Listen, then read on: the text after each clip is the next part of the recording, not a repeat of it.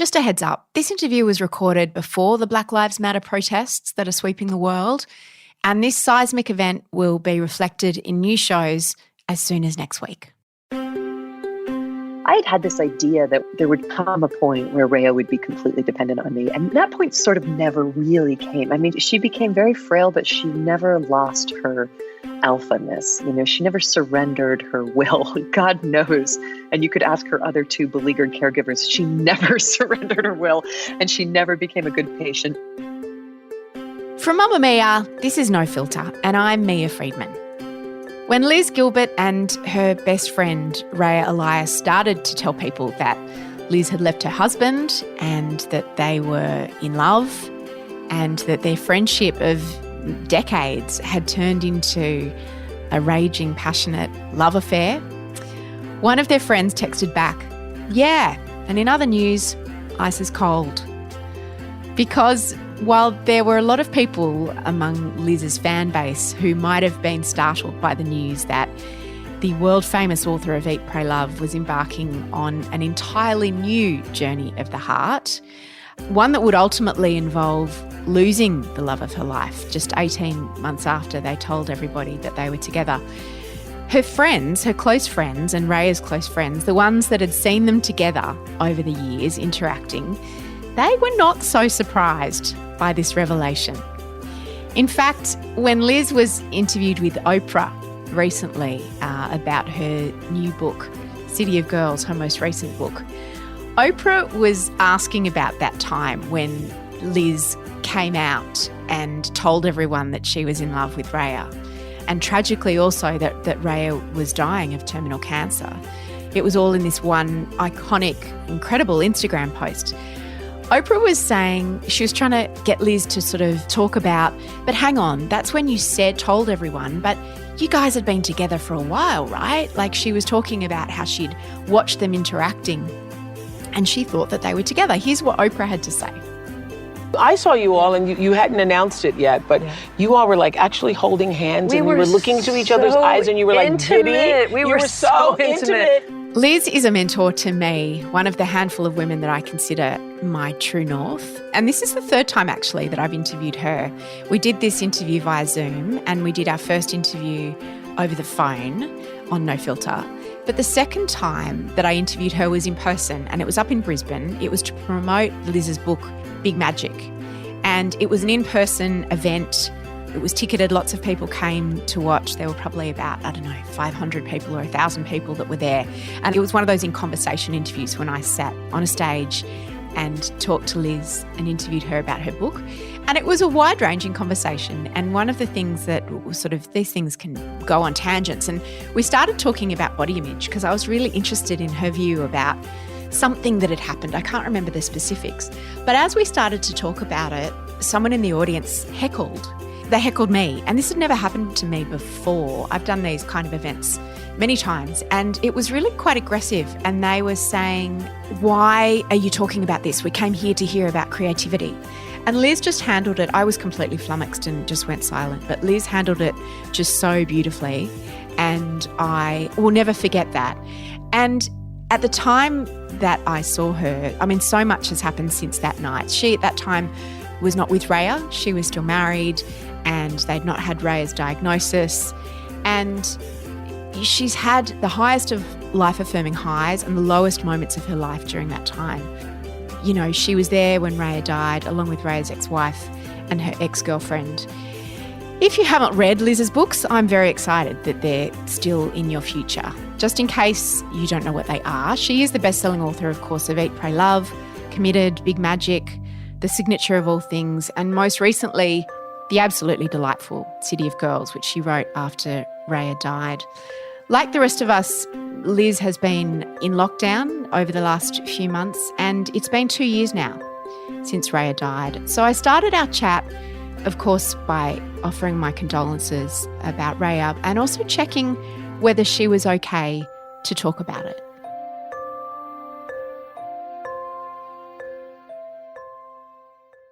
I love talking about Rayya. Talking about Rayya is one of, if not the favorite thing that I love to do, one of my favorite things in the entire world. I loved talking about her when she was alive. I always wanted to push the spotlight over to her. I always thought she was extraordinary and I wanted everyone to know about it. And I still think she's extraordinary and I want everyone to know about it.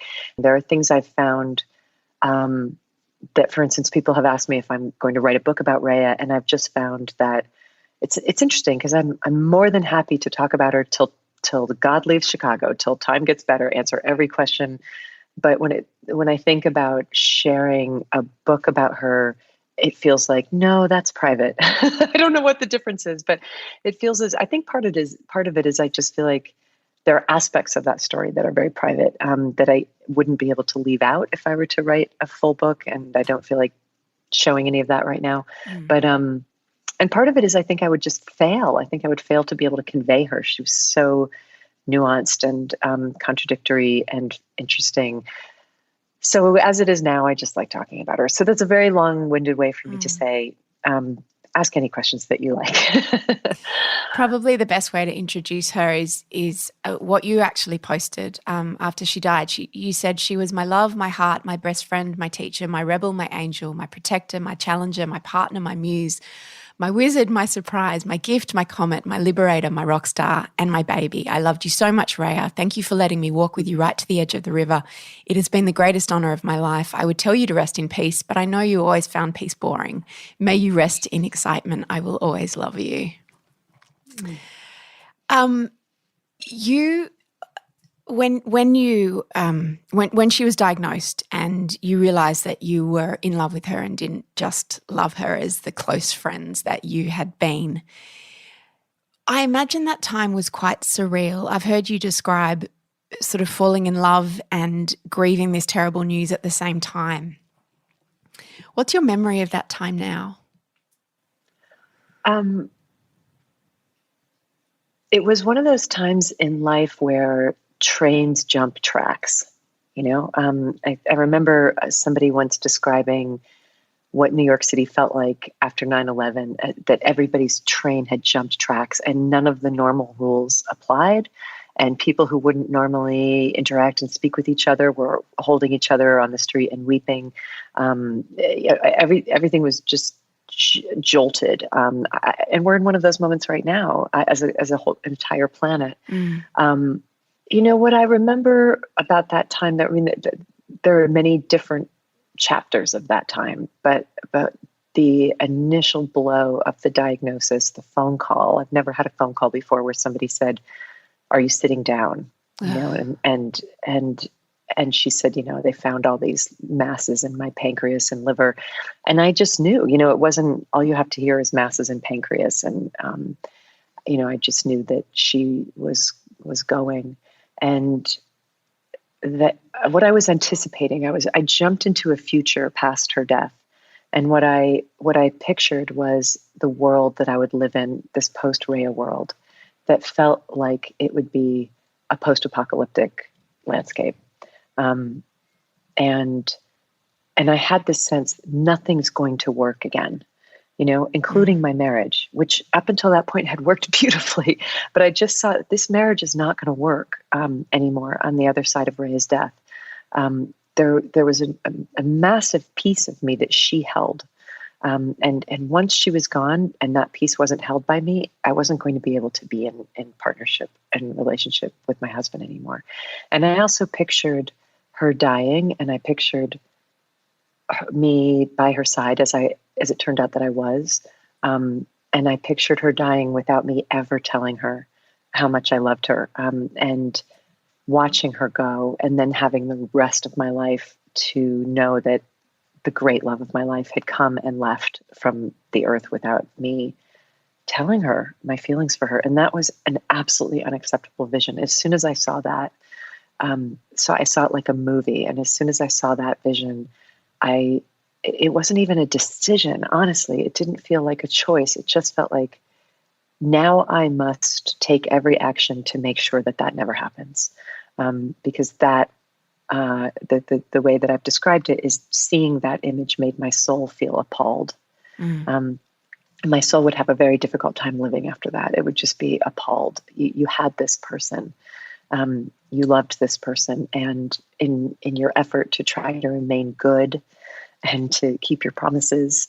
You let that person go without them ever knowing your feelings. And that just I knew I couldn't survive that.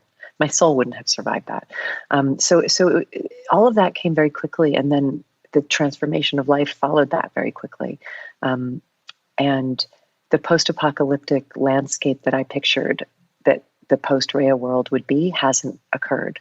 And that's because I didn't let that happen. I didn't let that happen. So I couldn't stop her from dying, but I could stop that awful piece of it from happening, if that makes sense. And I know that she died knowing how loved she was, not just knowing that she was loved, but knowing the incredible extent to which she was loved. And that is an amazing solace for me. Did you ever worry that maybe she didn't feel the same way? Because you hadn't talked about it before, the two of you, had you? Oh, did I worry that she didn't feel the same way when I would tell her? Yeah, when you're like, do you like me like that? I think that's what you said. So funny, because that is exactly what I said to her. I used as though I were 11 years old and passing her a note by the locker room. I didn't, it would be, I knew that we loved each other ferociously. I had the one small thought that she would be like, ew, you're like my sister, Yeah. Gross. And Rayya never had to try to figure out what she was feeling. She's, Rayya was very, very good at knowing what she was feeling. And she was very good at knowing what she felt about people. And she was very good at letting people know what she felt about them. And she didn't do any particular acrobatics around people to make them feel better about things. Like it was part of the thing that people just revered in her, was her incredible bluntness and directness and honesty. So, if the answer had been ew, she would have said it right away, And maybe there would have been a little bit of a relief for me in that, because at least it would be settled law at that point, because Rayya didn't come back from her feelings either. So if that was it, that was it. Yeah. But no, that was not the reaction that she had. The reaction that she had was to say, she said, I feel like my heart just cracked open and 1,000 angels flew out of it. And yeah, that's better than ew. Of course. I know it's slightly better. It's a little bit of a step up from ew. Those of you who are romancing somebody, you might want to steer clear of ew and head more toward the direction of the 1,000 angels flying out of the heart. It's a pretty high bar. But she had just never, thought, she said, I've always loved you, but I never even allowed myself to consider that it was a possibility. So it was very heady. We were thrilled. We were absolutely thrilled. And I remember just being so excited that I got to sleep over. I was like, I don't have to go home. I get to sleep over. We get to have breakfast. It was just, we were giddy. We were so, so, so excited. And she would say, I can't believe I'm dying, and I've never been happier in my entire life. And we rode that initial wave of just great joy at being with each other for the first 6 months of her. She ended up living 18 months. They had initially predicted 6 months. But she always said that she felt that she was outliving them just because she was so happy. So that we got 6 really good months in, which included even her being in chemo and in treatment. But there was just something about the degree of that love where it kind of didn't matter. And then to quote Jeff Goldblum in the original Jurassic Park, and then came the running and the screaming, and then came the horror after that. You can't, there's no joke about terminal cancer, and there's a limit to how much you can kind of love your way through an experience like that. The harrowing part caught up with us, but we did have that little bubble of time. And for that, what price can you put on that? There were so many ways that I wanted to prepare for today and last night, and I was thinking I could reread City of Girls, I could reread Big Magic, as I have so many times. I could read interviews with you, and then I found myself actually just watching you and Rayya. I found which sounds kind of creepy, but I found an interview, a conversation that you'd done at the Opera House actually in 2015. Oh, I love that. I love that conversation. Yeah. For International Women's Day, because I've heard you talk about Rayya a lot, but I'd never heard Rayya talk about you. And I've actually seen you together live at another event that you did, probably around that time, because this was called Sex, Drugs and Hair. And it was interesting because you talk a lot about all the gifts that Rayya gave you, including the one of feeling safe, in a room when she was there. But I was very aware watching that, the gifts that you gave her, like giving her the opportunity to perform at the Opera House, and how, I mean, you weren't together then. In fact, she was talking about that she was in this relationship with this hot Swedish pilot. She clearly has a type. She clearly likes blondes, as you have noticed many times. No kidding. We all have interchangeable heads. Yeah. But you told blondes, us it's not just blondes. It's like Nordic blondes who are absolutely devoted to Rayya. And we all came together. It's so funny because when she was dying, it was her ex-wife and her ex-girlfriend and I who ended up taking care of her. And we all literally have interchangeable heads. Yeah. It was like, this is Rayya's hospice team. Like three blondes who would do anything for her. She was such a Mac daddy. But yes, she was at that time dating a hot Swedish pilot. Yeah. She was. And I was watching just the way you looked at her in that interview and the way she looked at you actually as well. And you told a story about the first time you had seen the badass side of her, which is kind of the street side, and it involved a wallaby when you guys were in Australia. Can you tell that story? Yeah. So for those of you who don't know Rayya's history, she had lived on the streets for years. She was a speedball heroin junkie for a long, long time in the Lower East Side of New York City in the 80s and 90s. And I mean, it's part of what I think made her kind of cavalier to a certain extent about her cancer diagnosis, was she was like, dude, there's no reason I should even still be here at all. I really got away with third-degree murder by being able to be an intravenous drug using, heroin addict during the AIDS epidemic in New York City, and surviving that, and surviving hepatitis and surviving just the life that she lived, So she always felt like she was living on borrowed time anyway. But she had this like very tough street jail time, mental illnesses. She was in Rikers. She was in Bellevue. She was homeless for a long time in Tompkins Square Park. And she was a thug, and not, she wasn't like victimly on the streets. She was kind of running the streets. And so she was a bad person, which I was, of course, always was totally dazzled by and attracted to, because I was sexy. The girl. Totally. And I was like the girl in the cardigan in the library at that age, we went, when we were in, I think we were in Adelaide. We were in Adelaide on her tour, and we went to some nature park where you could interact with the wallabies, and they had little peanuts and food or whatever that you could buy and give them and feed them out of your hands. And this one really big male wallaby came up behind her and grabbed her Prada purse.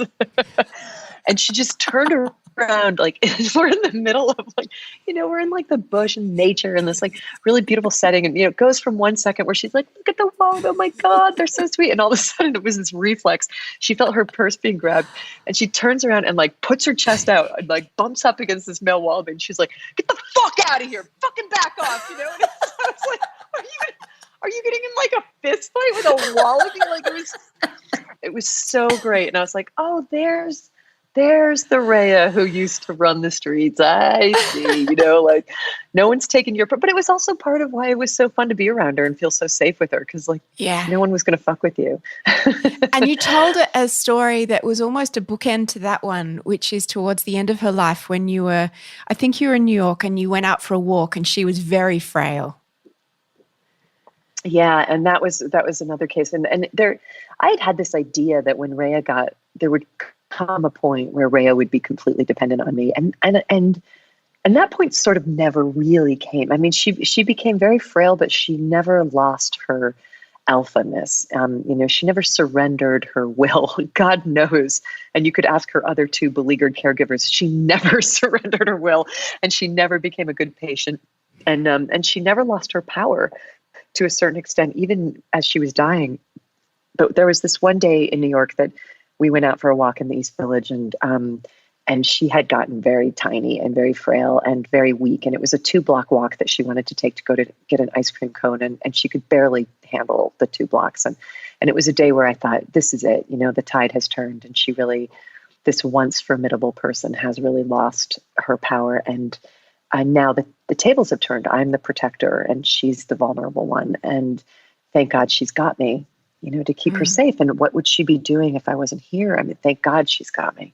And at that very moment, this guy came careening up the sidewalk on a bicycle, and he was this super grossed out, like meth head, crackhead dude. And he was really like a hot mess, and he was bouncing off of people on his bicycle, and he was aggressive and crazed, really like Charlie Manson eyes. And he came tearing toward us, and I managed to pull Rayya out of his path just in time to avoid him hitting her, but he did clip her with his handlebar. And I was like, oh my God, my sweet, it's like this broken, tiny person, and I'm like, are you okay? Are you okay? And she turns around and says to him, get the fuck off the sidewalk, motherfucker.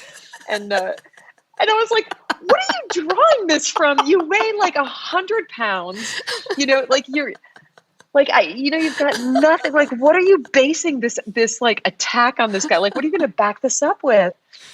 And he spun around, and they had this like face off, and she ended up staring him down, and he backed away. And I was like, oh my God, her authority is just unwavering. But I want to tell my favorite, really like my favorite story about Rayya, and because it's not just what made everyone around her feel so safe. It's not just that she was the protector of the vulnerable. She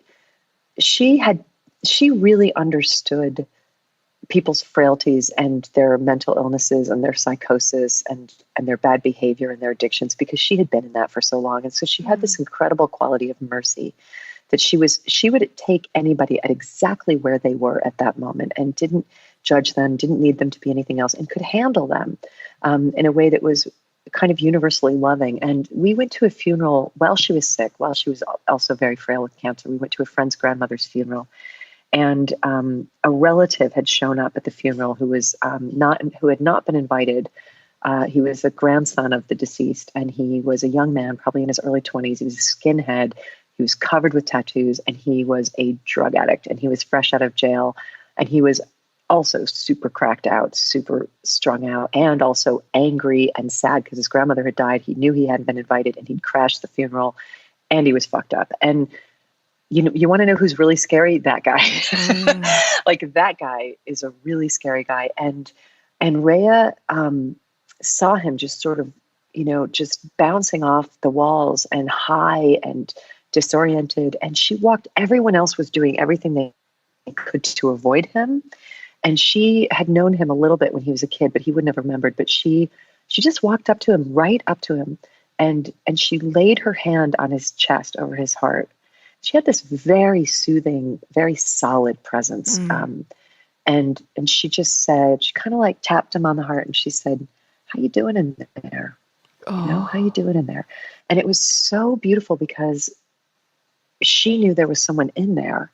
Like the rest of us just saw this dangerous, violent criminal, but she was like, hey, I know there's a person in there because I used to be exactly what you are. And he softened for a minute and almost looked like he was going to start crying, and then he saw that he was being watched by other people, and he just thugged up again. He kind of like knocked her arm away, and he was like, fuck off, but there was this little moment of human tenderness. And then she came up to me and she said, I want you to go get all of our valuables. And I want you to, very quietly, she gave me the car keys for the rental car, and she said, put everything that we have here that's valuable in our car. And then I want you to quietly go around and tell everyone else to do the same. So that everybody at the funeral, let them know that if they've got, don't leave their wallets out, don't leave their purses out, I never would have thought of that. Lock. And she would have, because she would have been the person who, she knew all the moves, right? And so I did that, and she said, don't make a big deal out of it, but just let everybody know. And then she just had her eye on him the whole funeral as I did that. And I came up to her later and I said, thank you so much for seeing that and for protecting all of us from him. And her face just melted, and she said, baby, I'm not protecting us from him. She said, we're fine. Like, we can lose a car, we can lose a wallet, we can lose it, fine. I'm protecting him from him, because one day he might actually get clean. And when he gets clean, part of his sobriety is that he's going to have to make amends for everything he ever did. And I don't want that poor kid, in addition to everything else he's done in his life, to have on his conscience that he stole money from people at his grandmother's funeral. So we're just going to protect him so he doesn't have to do that. And that's the woman who I loved, that's the woman who I loved.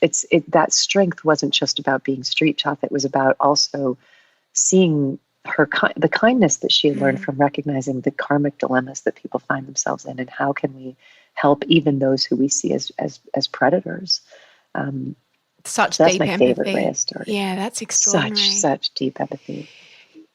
When someone that you love more than anyone else in the world is dying, do you imagine, or did you imagine that it would go a certain way, that you would take on a certain role and you would be the best caregiver that ever cared, and that it would be beautiful and you would grow closer and she would be so grateful? Is that how you'd imagined that it would go? Yeah, that's literally how I imagined it. Death is very humbling and very, I feel like the only comparison I can make, and I'm not a parent, but I would imagine that it's similar to the feeling that people have when they're pregnant with their first child and they think they're going to be such a good mother. No sugar, no screens, mother of the year. It's just going to be, and that's going to be such a tender relationship that they have. And, cut to 3 years later and they're screaming in the street at the kid, it's like, this is life on life's terms is not something that you can script like a pretty movie. And Rayya went, first of all, she, no matter what else, she was a bad patient. She was a bad patient because she was very demanding, and she was, and she, as we used to say when we were taking care of her, me and the other two Charlie's angels, we used to say, it's not as though Rayya wakes up every morning and asks herself, how can I make life easier for the women who have given up their lives to take care of me? She definitely and there are people who are like that as patients that it's just not what her priority was. Her priority was to live her life very full throttle all the way to the end, no matter what cost at anybody else's life. So it was hard. And then when she went on opioids for the pain, the inevitable opioids that needed to be taken in order to combat the pain of liver cancer, which is one of the most painful of the cancers, she went fully back into her addiction. After 19 years of being clean and having enormous dignity around being clean, she went back into it. And then I had the great privilege of seeing and living with 1993 Rayya alive. Yeah. And that was like, suddenly we weren't in like pretty fairy tale movie. We were in like Sid and Nancy movie. It was shocking. And I'm not familiar with drugs, and I've never had that as part of my story. I've never been with anybody who was an addict. And so there was nothing in my life that could have prepared me for, who she became at that point. And who she became was a vampirous monster. It was brutal. And to her credit, she did pull out of it remarkably, miraculously, because I would have never even imagined that could have happened, because there wasn't any incentive to. She had a terminal illness, and all of us, even watching it, were like, who could blame her? But she, 2 months before she died, put it all down, other than what she needed at the very base level for pain management, and she came back into herself and back into her dignity at the end. But there was a 5-month period there that was, I really do feel like in 18 months, she and I lived this huge lifetime together of the most beautiful romantic story ever, followed by the most brutal, harrowing, awful romantic story turned horrible, and then at the end, just finding each other again in a very different sort of space. Both of us had been very sobered by that experience, a very silent, kind of respectful of death, respectful of one another. A very tender and very beautiful space at the end. Because I thought about you and Rayya so much during that time, during those 18 months, and I imagined you sort of having candlelight and reading each other, words of love. And, we had that, Not quite braiding each other's hair, but you don't think about when someone's dying that you might be angry at them and you might be despairing and they might be angry at you. And there's this idea that people who are sick are very passive and very grateful. And that's just not always the way it goes, right? I didn't see her being either one of those things a lot of times. I mean, she was very grateful when she was in her right mind. But she was pissed. And she was pissed. She was additionally furious because she had just gotten the life that she'd always wanted. Her life had such chaos and disarray and depression and failure in it for so long. And then she'd finally, even before we came together as a couple, at the time that you saw her, or at the time that we were together in Brisbane, she was so proud of herself. She'd written a memoir, she'd made a film, she had a wonderful life in New York City. She was making money. She had dignity. She had friends. She loved her life. And then I showed up and said, then she got her cancer diagnosis. And then I showed up and said, I've been in love with you for years. And then she was like, now I really have the life I always wanted. And I have to go, I have to go now, just when it finally got good. So there was a part of her that was, that rage, I think, is a really big part of dying. And I know that we are all at this point familiar with the stages of grief. And one of the wisest things that was told to me was by one of the oncologists who was working with Rayya. And he told me, expect the stages of grief. That's accurate, but they just don't come in order. They don't come in order, and they don't come in the order that you would expect. And sometimes they're all happening at the same time. So rage, sorrow, denial, and acceptance can all happen in the course of one afternoon, so it's a real roller coaster. And I would imagine that in order to be able to walk through your own death at some super Zen level, I mean, the amount of spiritual practice that you would have had to do your entire life in order to be able to be present and calm and peaceful for all of that, is beyond the reach of most of us. And to be able to be calm and peaceful and present as a caregiver during that without ever losing your shit, without ever feeling like a martyr, without ever feeling resentful and angry. Again, you would have had to have done far more years of spiritual practice than I at that point had done. And so I really felt my humanity. It took 3 hot blondes to care for her in the end, It took 3 hot blondes. And in the end, I also had to, one of the most humbling but really beautiful things for me was to acknowledge that there were people who were better at taking care of her than I was. And that was a painful thing because I had always felt like no one loved, and I actually still believe no one loved Rayya more than I did. And I'd always felt like no one was better at understanding her. No one was better at handling her. And she was mine to care for. I remember very early on, I had to go there was an event that I couldn't cancel when she was very early on in her illness, and another friend went with her to a doctor's appointment. And I remember feeling like this real sense of indignation, like that's my position. My position is to be at her side. I'm the one who's good at this. I'm going to take care of all of this stuff. And then it turned out that actually Stacy was better at it. Stacy, her ex-girlfriend from 20 years ago, was really better at it, was more patient, was more compassionate. And Stacy would say, Liz, you'd been taking care of her for a year, for a year up until that point, you were shredded. It was time to just hand the baton to somebody else. But I had to just allow, in the same way that going back to the metaphor of thinking you're going to be the most perfect parent, as a parent would have to say, oh, there's some people who are better at handling my kids than I am. This teacher is actually better at getting to my son than I am.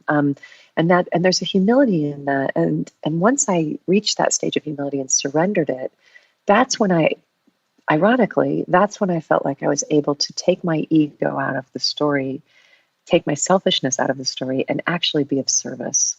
Because up until that point, I was still so much in my own passionate love story with Rayya, my own drama, my own desire to be the best caregiver who ever lived, my own Florence Nightingale fantasies, my own rage and sorrow. And then once I was like, oh, this is bigger than me. Now I can actually just show up and I can go to Stacy and say, how can I be of service to you? As you do a better job taking care of Rayya, how can I help you today? And I feel like by the end, Stacy and Gigi and I had become this kind of one. It was very interesting. Like I had thought that at the end it would just be me and my ego had just be me and Rayya, but it was actually the 3 of us as one being, past taking care of one another and her. And it's just another lesson in the fact that we're not meant to do these hard things alone. You need the village, you need the community, you need your sisters. And the love story that I expected, I both got and didn't get with Rayya. The love story that I didn't expect was how much I would love her ex-girlfriend and her ex-wife for showing up and helping me and helping Rayya. And these are the sort of miracles of the way life unfolds. There's a story you have in your head, but sometimes the real one is even more remarkable than the one that you had planned.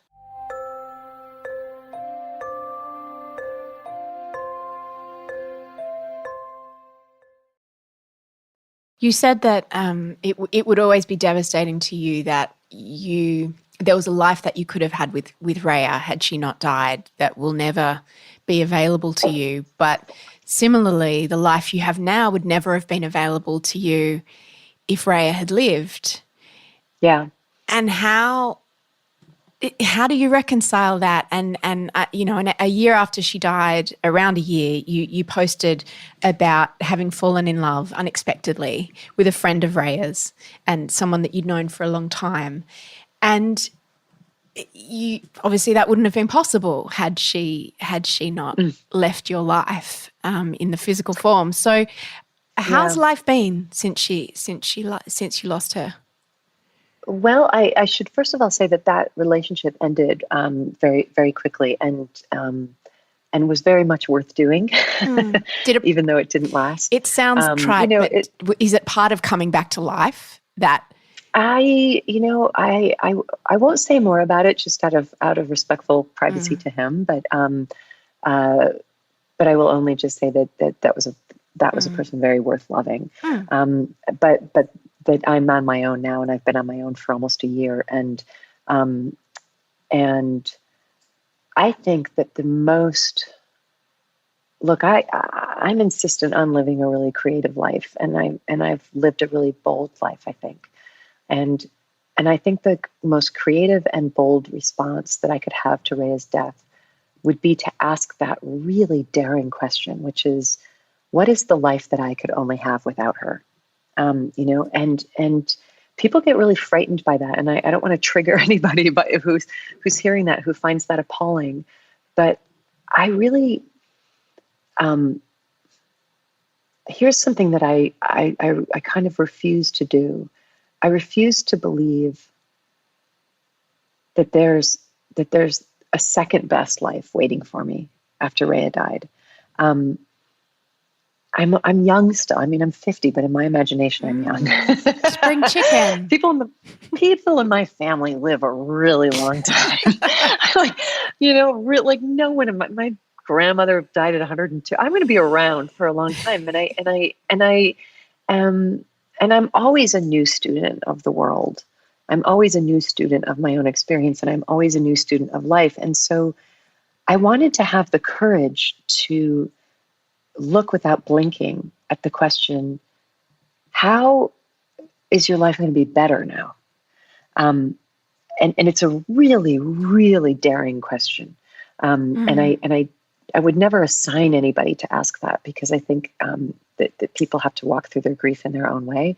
But that's the challenge that I laid out to myself, was to have the open-mindedness and the inherent excitement that I've always felt about living, to ask that. And the really foremost answer is, Rayya took up a lot of space in my consciousness, and she took a lot of space in the room. I mean, she was big and she was vibrant, and she was, and when she was in the room, all of my attention was on her, and always had been and always would be. And I would have very happily built my entire life around her. And with that gone, with that massive presence gone, there's this vacancy into which I can grow. And into which I can expand, and I can take up that space. And especially now that I'm not with anybody romantically, I just feel my world expanding out from me in all directions, like an opening hand in all directions. And there's strengths that I'm discovering that I would have never discovered, because I was so dependent on her. I was so emotionally dependent on her. She was my anchor. She was the ground under my feet. She was my first phone call in a moment of disaster. She was the one who there was a laziness that happened, and it was wonderful that I experienced it. But that sense that I said before of when Rayya was in the room, I always felt like I was safe because Rayya would take care of it. Yep. Well, what that translated into is I let her take care of it. Learned helplessness. Yeah. I let her take care of it because I was like, Mama's here, Papa. She was like Mama and Papa both, right? Yeah. So I've had to find that in myself, and I've found it at the beginning. A friend of ours who loved us both very much after Rayya died said to me, there's a level at which your two souls are braided together now, and you are going to forever be a creature who is kind of half Liz, half Rayya. And that's true to a certain extent from a lot of what I downloaded from her, and a lot of the strength that I learned from her, and a lot of the lessons that she taught me. Certainly the lessons in honesty. She was so good at honesty. And that transformed me in such a big way. It was always shocking to see how honest she was, and to see that, wow, you can say that and the world doesn't collapse. Like, she would just say the thing. And so I really learned from her how to just say the thing, just put it on the table and say it. But I also have learned when I'm in a difficult, challenging situation where in the past, when Rayya was alive, I would have either had her take care of it or had her coach me through taking care of it. When I've tried to handle it the way she would handle it, it hasn't worked because I'm not Rayya. I just don't have the authority. I'm never going to have that solidity to somebody going to walk up to a meth head and put her hand on his chest and say, "How you doing in there, bud?" And get in a fight with a wallaby, right? Yeah. I can't see it. I'm going to be that person. Liz Gilbert punches wallaby in Wildlife Park. It's not going to happen. So what I've had to do is exactly like the news. I've had to fill that space with my own version of strength. Mm-hmm. So it's like inspired by, but not imitating the strength that Rayya had. I have a gentler way of doing it, but I've had to do it on my own, and I've found that in myself. And so I feel like I'm growing my bones in a way that's it's really deeply satisfying. And there's adventures that I've gone on that. I mean, the last place in the world Rayya Elias was ever going to go was fucking India. She was such a germaphobe. She was such a homebody in that way. And I just spent, it's hard to imagine that now in the middle of COVID-19, but I just spent almost 8 glorious weeks rattling around India in the back of little vans in the Rajasthan desert, and going days without bathing and wandering around, just doing a kind of travel that I can actually only do by myself. And so it's a sense of you were given this enormous presence, this enormous love, this extraordinary person, and then she was gone, and you were given this enormous world, this enormous love for life, and this extraordinary person in yourself to now discover in a space without that other spotlight shining on you so hard. There's a level at which you could ask the question, would you rather have this life or that life? But those questions are moot because you don't get that choice. No. It's not available. It's like whenever I hear anybody say, I wouldn't trade my life for anything, I was like, was it offered? Is that an option? Did I miss that memo? Have you met some genie that I haven't met that has lays out other possibilities for your life besides what it is exactly right now? It wasn't offered. It wasn't offered to me that Rayya would live. Yeah. This is, and I, the less I rebel against that, and the more I flexibly live into that, the better my life after Rayya becomes. And then I get to keep her with me in other ways. But that's my answer to that very daring question. What is the life that you could only have without her? And are you brave enough to go live it? One of the things that you did after she died was write the most joyous book, because you'd been about to write it when she got her diagnosis, and then you just put everything on hold and stopped writing or didn't start writing. And then after she died in a time of incredible grief, you talk about sitting down and writing this beautiful book, City of Girls, that you describe as being like a champagne cocktail, because that's how you want it to go down. And it's such a wonderful book. And there's a quote from the main character, Vivian, where she says, I could have spent the rest of my life trying to prove that I was a good girl, but that would have been unfaithful to who I really was. I believed that I was a good person, if not a good girl, but my appetites were what they were. So I gave up on the idea of denying myself what I truly wanted. Then I sought ways to delight myself. As long as I stayed away from married men, I felt that I was doing no harm. Anyway, at some point in a woman's life, she just gets tired of being ashamed all the time. And after that, she's free to become whoever she truly is. Liz, what's the difference between a good person and a good girl? I think I know the answer to that. I mean, Rayya, for example, was a good person, but she was not a good girl. But you, however, I feel were probably a little bit more boxed in. And, you know, our mutual friend Glennon Doyle has written an entire book about throwing off the shackles of being a good girl called Untamed. Yeah. Are you less of a good girl? Like, how are we as women sort of shackled by this idea, and why did you want to make that the central tenet of your book? I mean, I've tried my whole life to be a good girl because it's very painful for me to displease, you know, and it's partially my nature. It's my soft nature. It's my accommodating nature. It's my loving nature. I don't like to see anybody displeased. My mom used to say, I never, ever saw a child who hated getting in trouble more than you. And I still hate getting in trouble. You know, I'm devastated if I've hurt somebody's feelings, or I'm devastated if I've, you know, I still get a call like from my editor saying, can you call? We need to talk. And I'm like, am I in trouble? You know, I still have this part of me. Who's 8 years old who always thinks that she's being called to the principal's office because she's in trouble for something, as if I ever got in trouble for anything other than talking too much. So, you know, this effort to please, I feel like for me, what being a good girl meant in my culture, I was raised with a belief system that was passed down generationally through the matrilineal line, very strongly, sometimes overtly, sometimes covertly, but never absent. There's the fundamental belief that there is absolutely nothing more important for a woman to be than a wife and a mother. And even as my mother had her own work outside of the home, and in certain ways had her own life outside of the home, all of that was secondary to her marriage and to raising her family. And then you go back one generation to her mother, and her mother, it was all about being a wife and a mother. And I ingested that less so from the sort of Disney movies that people always blame for the way that girls turn out. I really admired my mother. You know, my mother was very strong. She was very resourceful. She was very capable. She was a good mother. She was a good wife, whatever that means. I mean, she made the best of her life, and always she was an honorable woman who I had a lot of respect for. And so it was obvious to me that that's what you do.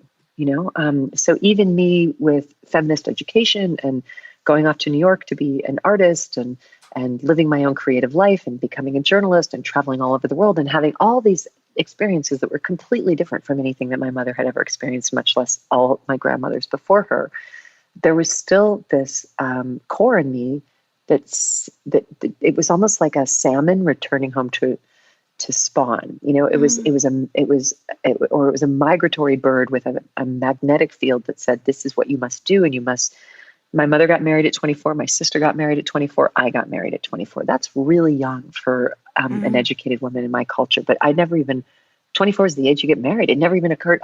I literally looked at who was standing next to me and married him, you know, like that was basically it. Time's up, you know, better get married. It's 24. Okay. And then it was going to be, 30. Because I was going to delay because I was having such a good time living my life. I was going to delay having children till I was 30. And then instead of having children, I had a complete physical, mental, and spiritual nervous breakdown. Because in fact, nothing about that life was made for me. Nothing about that life was made for me. And the complete neurological, spiritual and emotional breakdown and physical that I had at the age of 30 was because I had been trying so hard to do exactly the opposite of what I actually wanted to do and what I actually wanted to be. I don't blame anybody for this. And I don't even blame the patriarchy for it. Because I feel like to blame the patriarchy for it is to turn my mother into a stooge, you know, or a dupe, and she's not anything like a stooge or a dupe. And she has great pride in her life and great dignity in her life, and wouldn't have traded it for any other life as if it were an option. She's not a sucker. She's made her. She loves the life that she's lived. I just didn't love that life. And the shame, an enormous shame that I felt in feeling that I had somehow, that I was a bad person. I was a bad girl. I was a bad person because that is what you are supposed to be. And that was ingrained in me. And curiously, even my mother tried to release me from that, saying like, I never said you had to get married and have 2 kids and live in the suburbs. You just went and did that, And I was like, you internalized that expectation. Yeah, I totally internalized it. You never said it, but you also made it very clear that was really, but that's just my projection onto her. So it's not her fault. It's nobody's fault. It's not my fault. And I think that the most merciful way that we can see our younger selves, when I look back at that 30-year-old, that 28-year-old from this age of 50, and I want to talk to her, what I want to say to her is, good guess. Good guess. Yeah. Good guess, sweetheart. Good guess. Why wouldn't you think that would bring you happiness? Look, it's certainly what had been modeled to you. It's a really, really good guess. It was an honorable guess.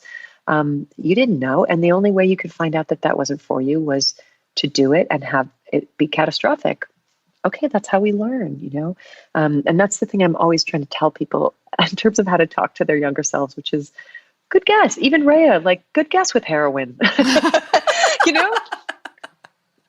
guess. Like you were really unhappy, and that like led you to be able to check out. Like, good, until you could do it another way. Good guess. Like there's an innocence that I see in all of us, and the ways that we're just trying to make ourselves happy and not knowing how. And it takes a really, really long time to learn how to sit at the controls of yourself.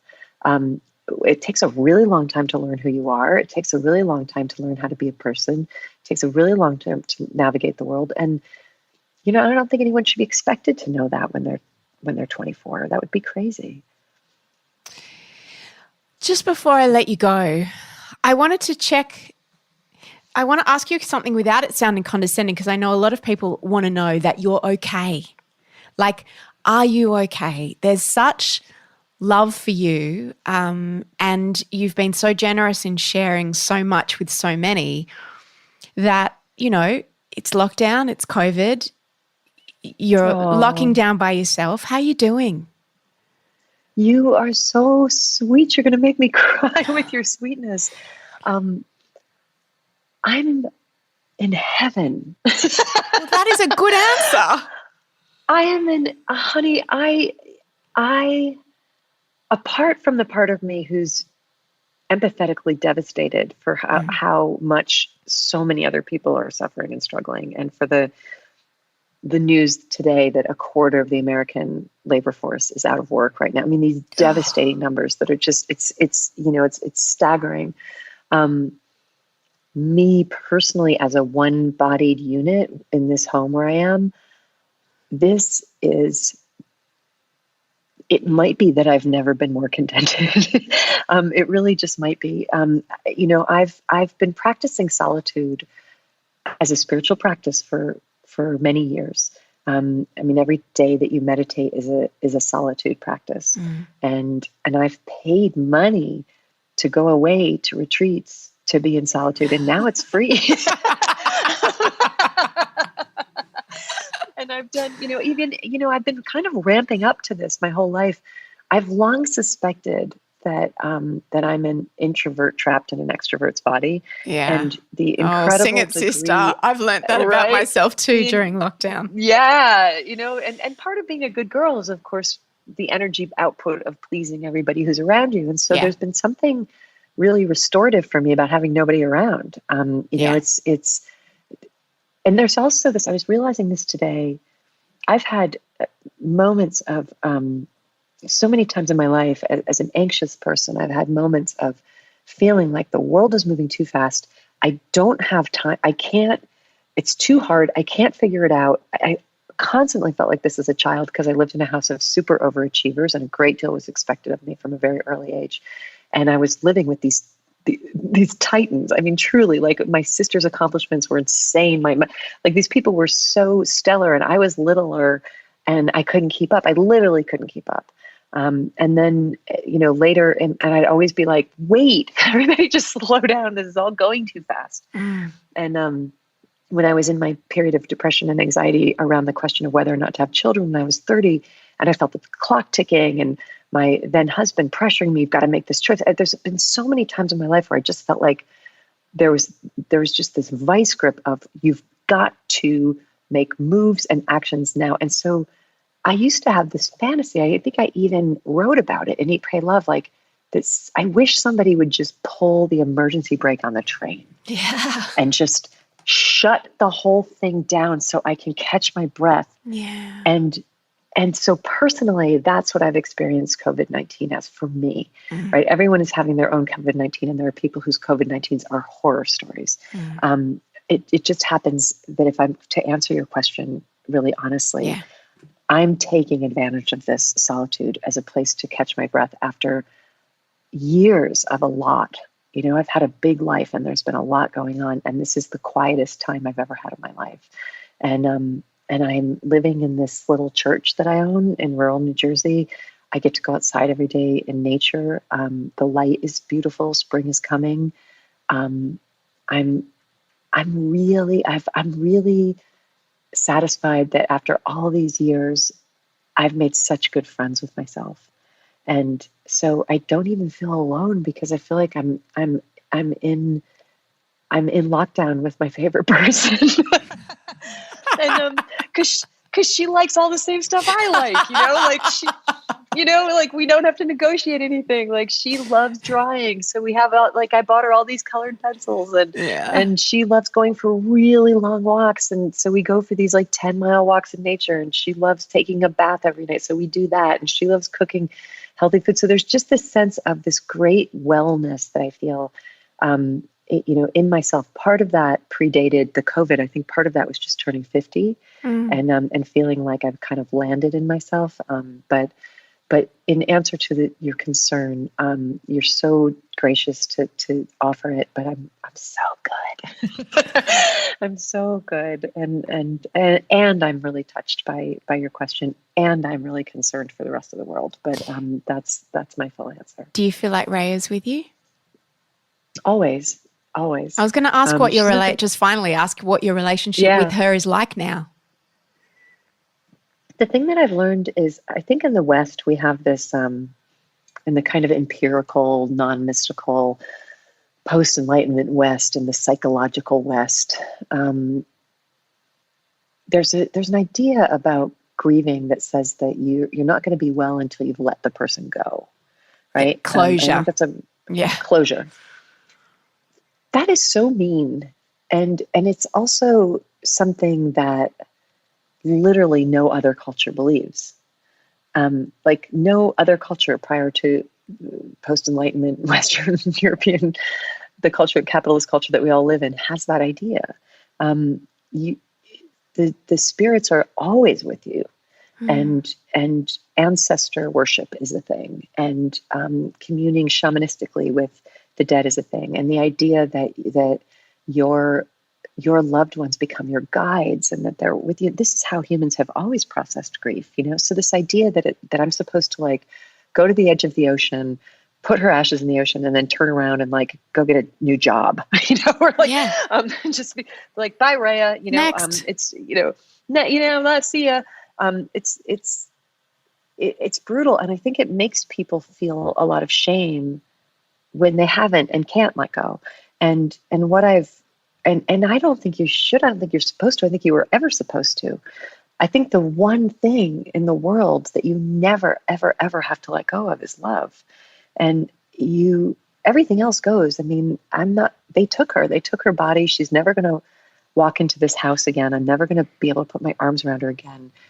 There's no negotiating that, but I know exactly where she lives in the universe. She is embedded in my heart, and she's incredibly present in my consciousness. And I remember recently I was listening to an interview with, do you know Ram Dass, the spiritual leader, Ram Dass? who recently died. And he was talking about his master, his guru, Maharaji, died 40, 50 years before Ram Dass did. And Ram Dass spoke about their ongoing relationship that they had, long after Maharaji died. And Ram Dass said, he and I meet in a room in my consciousness that is called imagination. And we sit there together and we speak. And he guides me there. And he said, and sometimes my Western mind, empirical mind says, oh, that's just a fantasy of yours. That's not really happening. And he said, but consciousness and imagination are real. Those conversations with him are real. The guidance that I get from them are real, and the love is real. And I feel that's precisely where I meet Rayya. I meet Rayya in a room in my imagination, my consciousness called imagination, and she lives. We used to say tuckled in. We used to be like, come into my arms and tuckle in. And she lives tuckled very safely in my heart. And there's that level at which I never will and never have to lose her. I hope you enjoyed listening to that as much as I enjoyed having that conversation with Liz. The delightful, fun post-Rayya book that Liz wrote is called City of Girls, and it's out now in paperback. Grab it. I highly recommend it. Until next week, friends, take care.